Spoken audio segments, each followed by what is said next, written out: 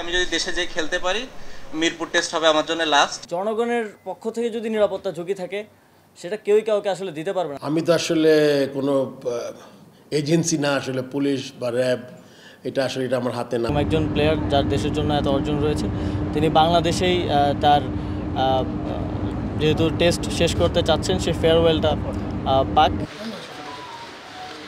দেশের ইতিহাসের সেরা ক্রিকেটার ক্যারিয়ারের শেষ টেস্টটা খেলতে চান মিরপুর শেরেবাংলা জাতীয় স্টেডিয়ামে, কিন্তু সেটা সম্ভব কিনা তা নিয়ে ছিল ধোঁয়াশা। তবে এবার নতুন করে আশাবাদী হতে পারেন সাকিব ভক্তরা। সাকিবের সাথে আমার যোগাযোগ হয়েছে, সাকিবের খুব ভালো সম্ভাবনা আছে বাংলাদেশ থেকে রিটায়ার করার। সাবেক সংসদ সদস্যের বিরুদ্ধে হত্যা মামলা থাকায় দেশে ফিরে মাঠে নামতে পারবেন এমন নিশ্চয়তা পাওয়া যায়নি এতদিন। যুব ও ক্রীড়া উপদেষ্টা আর বিসিবি সভাপতির সাম্প্রতিক বক্তব্যে সাকিবের নিরাপত্তার বিষয়ে পরিষ্কার হয়নি কিছু। সার্বিক পরিস্থিতি বিবেচনায় ভারতের বিপক্ষে কানপুর টেস্টেই সাবেক বিশ্বসেরা অলরাউন্ডারের এপিটাফ লিখে ফেলেছিলেন অনেকে।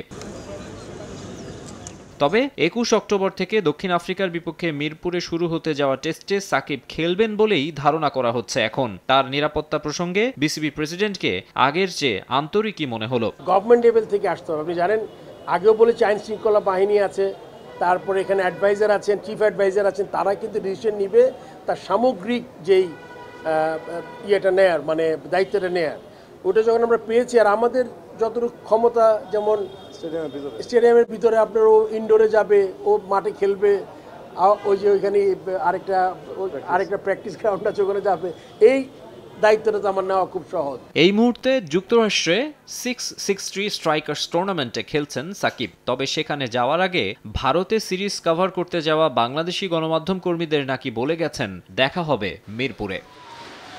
মাকসুম আলম খান, সময় সংবাদ, ঢাকা।